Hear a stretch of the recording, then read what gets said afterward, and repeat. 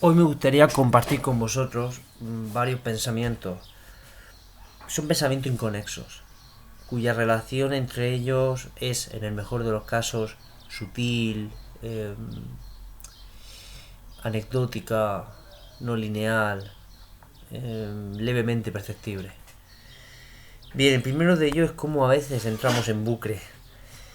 El bucle es una especie, tal como yo lo entiendo, de, de negentropía. O sea, en la naturaleza de los procesos físicos nos enfrentamos a la entropía, a cómo partiendo de un input energético, ese input energético va deshaciéndose a sí mismo. Como por ejemplo una habitación, por muy limpia que esté, se acaba desordenando. Pero todos los seres vivos funcionan al contrario, funcionan como una forma de procesos que, procesos que intentan crecer y multiplicarse. Unidades genéticas pequeñas que parten de uno y se multiplican exponencialmente siempre que haya recursos. Estos no son absolutos, claro. La entropía y la negentropía funcionan en íntima conexión, tal como funciona, voy a decir una obviedad, la vida y la muerte. Sucede lo mismo con los pensamientos a veces. A veces los estados emocionales, los pensamientos, nuestras situaciones funcionan paradójicamente de una manera negentrópica. O sea, la tristeza se alimenta a sí misma. Es en este sentido en el que arquetípicamente es absolutamente necesaria la muerte. Aceptar la muerte, aceptar el cambio de las cosas, aceptar la finitud, aceptar que todo desaparece. En ese sentido, quizás no es fácil, porque yo lo he intentado, es una cosa que tengo presente y que no es una obviedad, aplicar el memento mori a todo. Memento mori, esa frase latina que te dice recuerda que vas a morir, o como sucedía en los triunfos de los generales romanos, en el que un esclavo le susurraba al general recuerda que no eres un dios. Pues bien, a veces tenemos que recordar que no somos dioses, tenemos que recordar que cada momento es absolutamente finito y que esa finitud es lo que hace que sean precisamente momentos preciosos. Muchas veces cuando hablamos de lo cotidiano o de lo aburrido es porque son momentos que malinterpretamos como repetitivos, que no tienen individualidad subjetiva, no tienen cualidades propias, es una especie de mundo plano. En ese sentido, quizás hay cierto santo grial, hay cierta alquimia de la mente en conseguir que cada momento, por muy anodino, muy banal, aunque sea esta habitación, aunque sea este vídeo de YouTube en el que yo hablo sin ganas, sin energía, cansado de muchas cosas, conseguir que sea único. Quizás tomar conciencia primero. Pero bueno, no es tan obvio tomar conciencia, porque lo que llamamos tomar conciencia, que es que yo te mando un input mental y tú recibes ese input mental, que eso ya es un gran paso, ¿eh? Normalmente va a haber cierta resistencia a ese input mental. Pues bien, incluso eso, ahí estamos muy lejos del sistema límbico. El sistema límbico es la parte del cerebro que regula las emociones, que es una parte, vamos a decirlo de esta manera, mamífera. En cambio, las palabras normalmente residen en el neurocórtex, residen en esa parte, en lo que nos hace Homo sapiens, en la parte en la que procesamos los sistemas cognitivos. Esto, claro, es una simplificación. El cerebro es una estructura más compleja, pero bueno, creo que es una simplificación útil y que sigue teniendo mucho de verdad. Pues bien, no basta con saber las cosas. ¿Cuántas veces nos dicen algo? Nuestro cerebro reconoce que tienen razón, pero nuestras emociones no acompañan. Entonces, por eso siempre hay que hacer un trabajo de traducción. Hay que no solo saber lo que hay que hacer, sino traducirlo a hábitos, traducirlo a momentos, traducirlo a ejercicios. De ahí que toda filosofía perenne, toda tradición espiritual, no solo tiene buenas ideas, aforismos, escritos religiosos, sino que tiene prácticas, prácticas que podríamos llamar psicofísicas. Sin estas prácticas psicofísicas es muy difícil hacer la traducción desde lo cognitivo abstracto hacia lo emocional. Y es muy difícil vivenciarlo. Y es por eso que hay que trabajar todos los niveles.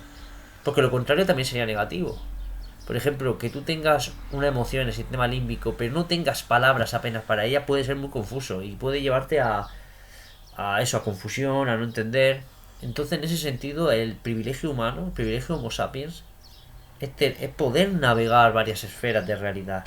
poder navegar varios niveles, varios estratos, y en esos estratos a ser posible establecer sinergias, conexiones que multipliquen nuestra capacidad, que multipliquen, tal como diría Benito Espinosa, nuestras potencias. Bien, estamos ante eso.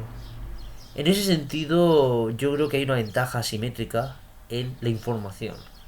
Ojo, vivimos en la sociedad de la información, vivimos en la absoluta abundancia de información. Y esto, como sucede en toda abundancia, puede ser un problema. Todo sobreestímulo, toda sobredosis hace que a veces ciertos sistemas, en nuestro caso sistemas cognitivos, no sepan absorberla. Y lo que nos sucede aquí con la superabundancia de información es que no estamos desarrollados para ella.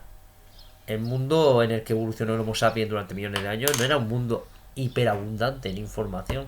Sí había información todo el tiempo, porque bueno, había sucesos, había plantas, había percepciones, pero esta información a la que estamos sometidos, bombardeados, es cualitativamente diferente. Son relatos, información, curiosidades. Además, los algoritmos y la gente que quiere nuestro dinero, nuestra atención, está conspirando totalmente para conseguir nuestra atención. Entonces, en ese sentido, aunque es un gran privilegio la información, porque vivir en un entorno de pobreza cognitiva es sin duda una limitación. O sea, no solo somos seres determinados por nuestra genética, sino que durante millones de años hemos sido seres determinados por nuestra herencia cultural. Nacíamos en un entorno de información y ese era nuestro entorno de información. Y aunque siempre había quiebras, brechas por las que escapar, en general, si uno nacía en un entorno católico, se comía la mierda del catolicismo. Y si uno nacía en un entorno musulmán, se comía la mierda musulmana o lo que fuera. Entonces, en ese sentido, creo que tenemos que ser muy inteligentes, aprovechar este salto cuántico de la información y filtrarlo lo posible. ¿Qué significa filtrarlo? Yo diría que una de las cosas para evitar sería cabalgar el tigre. Yo siempre estoy citando al fascista de Julius Evola, pero es que la frase es muy adecuada. Cabalgar el tigre. O sea, aprovechar la superinformación, pero al mismo tiempo mantenerte una serie de disciplinas ascéticas para no ser absolutamente bombardeados por ella. E integrar toda esta nueva información en hábitos, en praxis. Al final, esto ya está en la filosofía griega antigua, teoría y praxis. Sin praxis, y a veces sin praxis no hacemos nada. Y a veces lo que sucede es que... Ay, disculpadme que me estoy moviendo. Lo que sucede es que estamos bombardeados de teoría. Y al igual que el agua que no fluye se estanca, la teoría que nos convierte en praxis se estanca y se pudre y se vuelve neurótica. Y esto lo digo porque yo tengo propensión a sufrir de estas cosas. Soy adicto a la información, soy adicto a las teorías, soy adicto a la lectura, soy adicto a todas esas cosas. Y sucede eso, que agua que no fluye, agua que se estanca. Entonces por eso siempre hay que entender, hay que intentar traducir entre terrenos. Yo diría que una especie de principio, un heurístico, o sea, una especie de ley general que puede funcionar para muchos ámbitos de la vida, es establecer conexión entre campos. Siempre que establezcas conexión entre campos vas a tener, tal como sucede en los ecosistemas, que son mis metáforas preferidas, vas a tener un ecosistema diverso, resiliente, va a haber redundancia, va a haber multiplicadores, va a haber conexiones novedosas, va a haber creatividad. La creatividad es conectar cosas diferentes. Conectar cosas que no estaban conectadas y a veces explotan, disparan y dan la clave. Y por eso que generar, establecer conexiones. En ese sentido, aunque esto ya depende mucho de los estilos de personalidad, por ejemplo hay gente que es muy del focus, de centrarse en algo, disciplina, profundización en un campo, y creo que son absolutamente necesarios y es una gran habilidad y todo el mundo deberíamos cultivarla, y más en épocas de distracción.